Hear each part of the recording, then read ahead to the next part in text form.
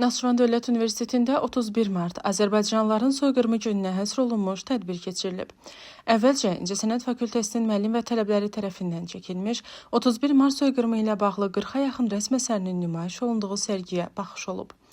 Ardınca ümumi lider Heydər Əliyevin torpaqlarımız uğrunda canlarını fəda etmiş şəhidlərimizin və soyqırımı qurbanlarının əziz xatirəsi bir dəqiqəlik sükutla yad edilib. Azərbaycan Respublikasının dövlət himni səsləndirilib.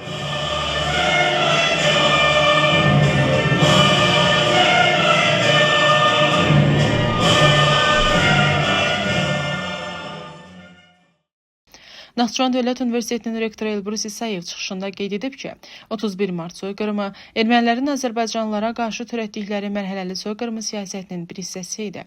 Rektor qeyd edib ki, 1998-ci ildə ümumi lider Heydər Əliyev tərəfindən imzalanan Azərbaycanlıların soyqırımı haqqında fərmanla faciəyə ilk dəfə dəqiq siyasi qiymət verilib.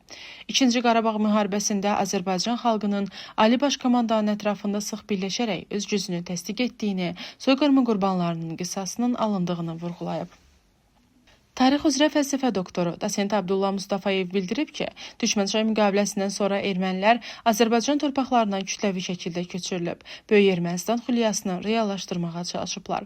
1918-ci ilin 30 mart, 3 aprel tarixlərində Bakı ilə yanaşı Qarabağ, Naxçıvan, Şamaxı, Quba, Zəngəzur və digər bölgələrdə erməni silahlı birləşmələri 50 mindən artıq Azərbaycanlını qətlə yetirib. 10 minlərlə insanı isə doğma yurtlarından didərgin salıb. Azərbaycanın yeni və ən yeni tarixi ixtisası üzrə 1-ci kurs magistrant Əsmər Hüseynzadə çıxışında 31 mart soyqırımının tarixin ən qanlı səhifələrindən biri olduğunu qeyd edib.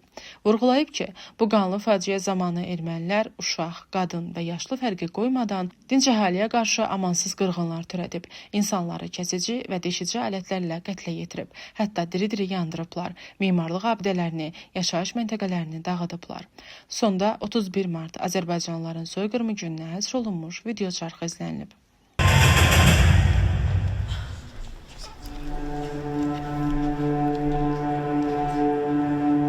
Azərbaycan xalqı qürurlu tarixlə yanaşı faciə və soyqırımlara da şahidlik edib.